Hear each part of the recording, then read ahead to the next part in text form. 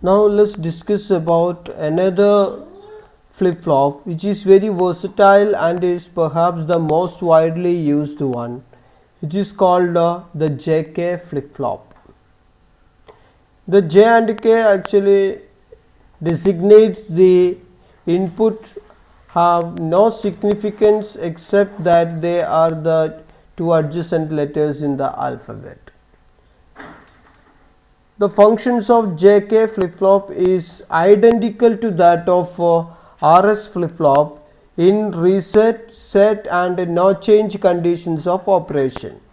The only difference is that the JK flip-flop has no invalid state or forbidden state as does the RS flip-flop.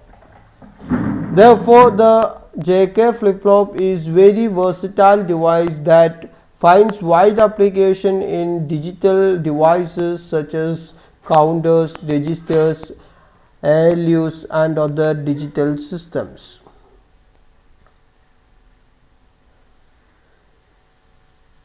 In JK flip-flop, clocked RS flip-flop along with two AND gates are used.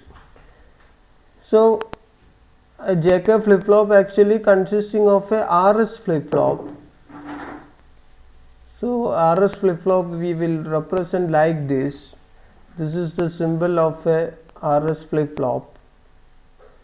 Here we are giving the clock. Here we can have this S. Here we can have the input R. Here we can have the output Q. And here we can have the output Q bar, and the two AND gates are also used.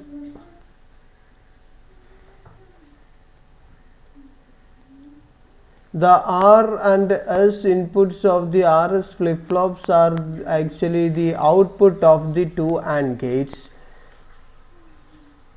The inputs, one of the inputs of these two AND gates are our J and K, denoted by the input J and K.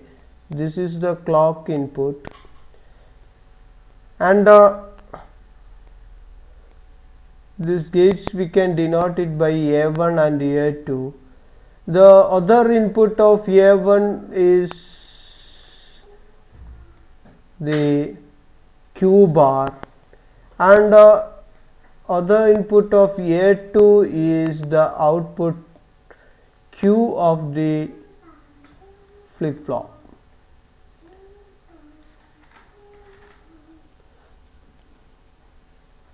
So, in this circuit J and K are used as input terminals and replace the input terminals S and R of SR flip-flop. Input terminal S is supplied by AND gate A1 to which the input signals are J and flip-flop output Q bar.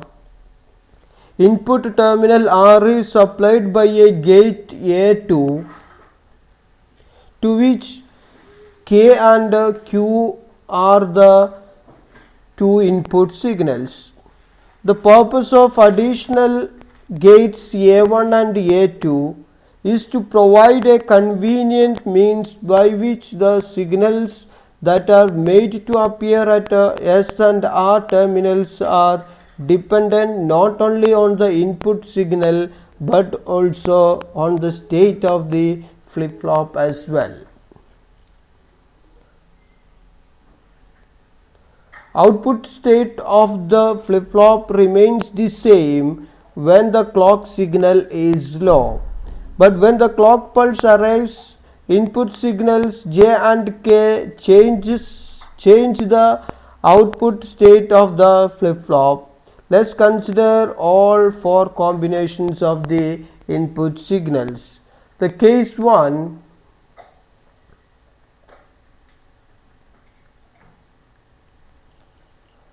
when clock pulse is high, that is clock is equal to 1, and the both signals are low, that is J is 0 and K is 0, AND gates A1 and A2 are disabled.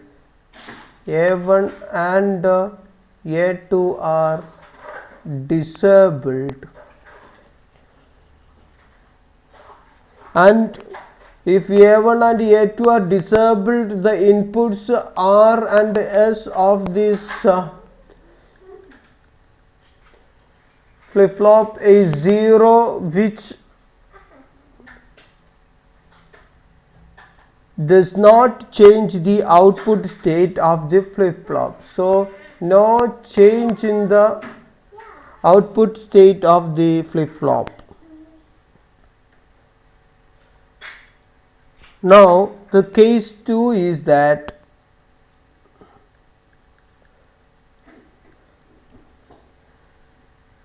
when J is held at high and K is held at low level, then in this case when K is low, the AND gate A2 is disabled, and AND gate A1, the state of A1 actually depends on the output Q, or actually it depends on Q bar. So, when Q is high, then Q bar is equal to 0. That leads A1 to be disabled, or in the disabled state, A1 will be disabled.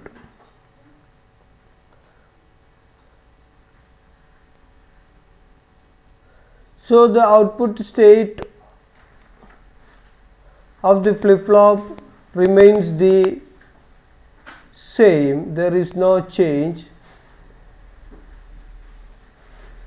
remains the same, there is no change in the output state of the flip-flop because R and S are 0. But when Q is 0, then Q bar is 1, so that A1 will give a output and S will be at high.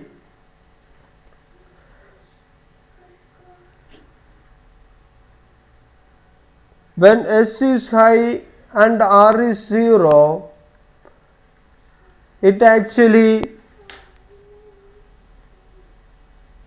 changes Q to 1, or it sets the output of the flip-flop. So, high signal at J and low signal at K input terminals set up the flip-flop irrespective of the output state of the flip-flop before the arrival of the clock pulse. So, it becomes set state. Now, case 3, when J is 0 and K is 1, in that case the flip-flop, AND gate A1 is disabled. The AND gate A2 depends on the output state of the flip-flop, so it depends on Q. When Q is equal to 0,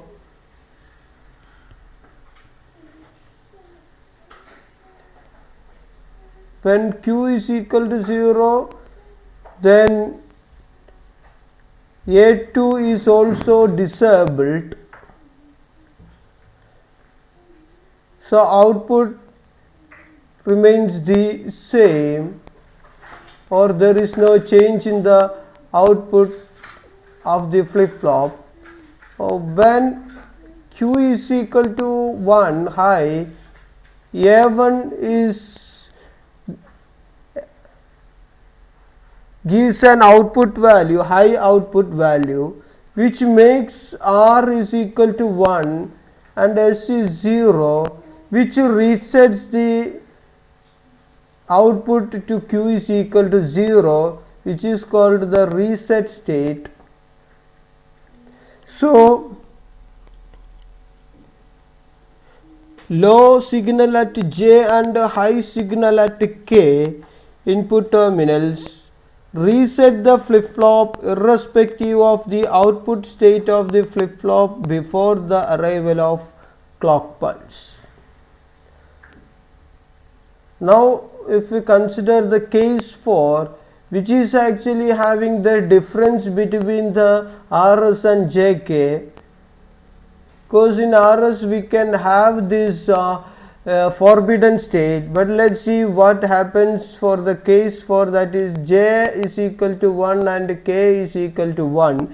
Both the inputs are held at logic level 1. In this case, both AND gates depends on the output state of the flip-flop before the arrival of the clock pulse. Suppose Q and the nth output is high, Q is high, which makes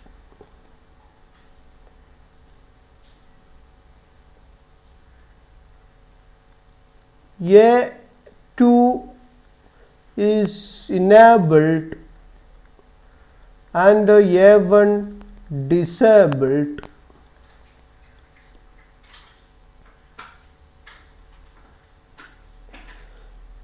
Then which sends a high level signal to the input terminal R, that is R becomes 1 at the arrival of the clock pulse and the flip flop gets reset.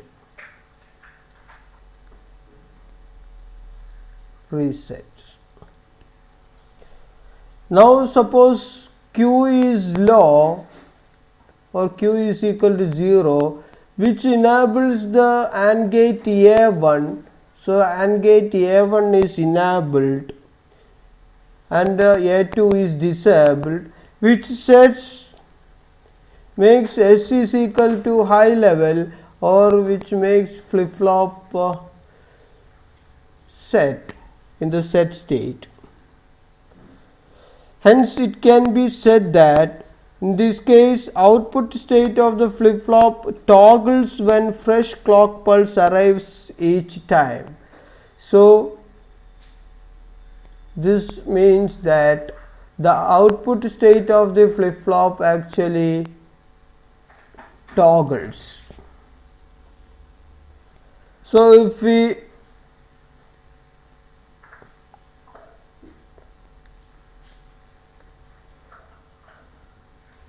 write the truth table for this one, J, K, and we are calling the output as n plus 1. Then when J is equal to 0, K is equal to 0, there is no change, the previous state is there. When J is equal to 1 and K is equal to 0, it sets, that is output is 1. When J is equal to 0, K is equal to 1, it resets. When J is equal to 1 and K is equal to 1, we can have if Q n is the input, the output will be Q bar. This means that no change in the output. This represents the flip-flop gets set, and this means that the flip-flop gets reset. This means that the flip-flop actually, output of the flip-flop actually toggles. So that's all about a JK flip-flop. We have to discuss one more type of JK flip-flop, which is called pulse triggered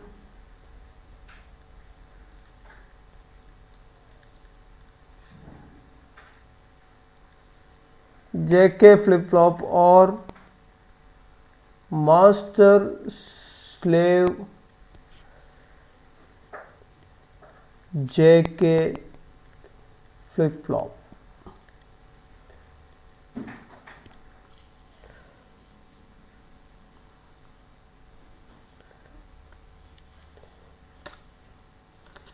The master slave flip-flop, we can have two JK flip-flops connected shown like this, a JK flip-flop and another JK flip-flop is here.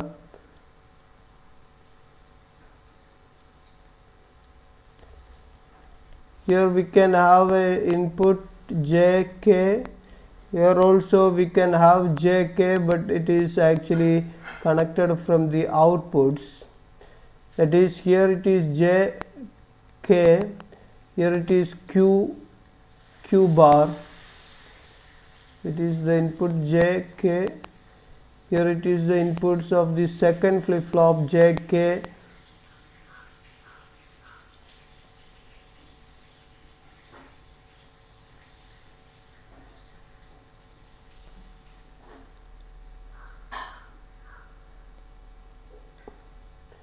Then this is Q and this is Q bar. Now we know that it needs a clock pulse. The clock pulse is given here and the second one is having the clock pulse connected here.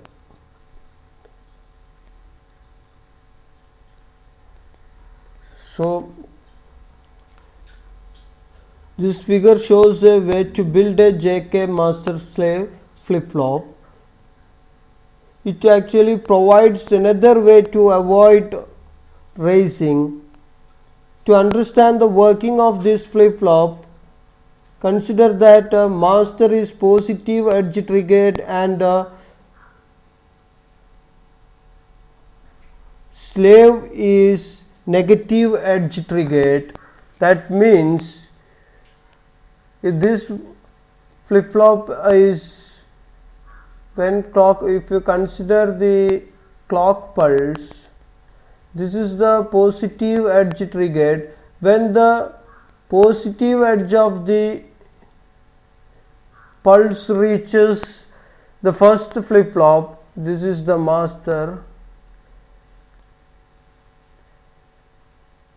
it is going high, and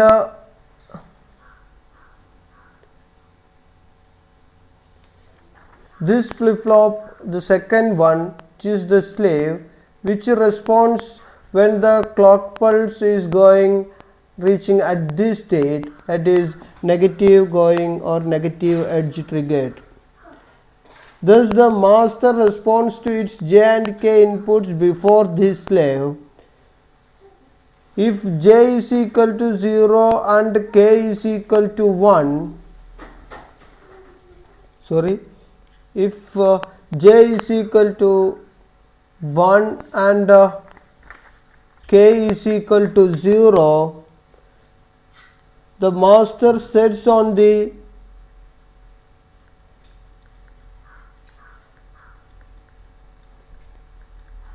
positive edge of the clock. The high Q output of the master drives the J input of the slave. So when the negative clock edge hits, the slave sets, copying the action of master. That is, Q will be 1, so J become 1 for slave, and which sets Q is equal to 1 when negative edge of the clock pulse reaches. So what we can say that when the clock pulse reaches this point, the master sets, and when the clock pulse reaches the negative edge, the slave sets. So we can say that master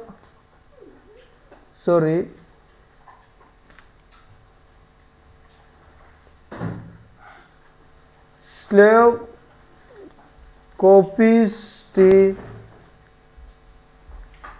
master. Now if the master's J and K inputs are reversed, that is when J is equal to 0 and K is equal to 1 for master, Q will be reset for positive edge of the signal or positive edge of the clock. So when Q is reset, it makes J is equal to 0 and K is equal to 1 for the slave, so that Q is reset when the negative edge of the clock pulse reaches. So again the slave copies the master. This is the case for both the inputs are high, that is J is equal to K. That means the output of the master toggles during the positive clock edge and the slave then toggles the negative clock edge. Regardless of what the master does, therefore the slave copies it. If the master sets, the slave sets. If the master resets, the slave resets. So that's why it is called a master slave JK flip flop. So that's all about the digital electronics. So far we have completed the entire syllabus of your curriculum. Thank you.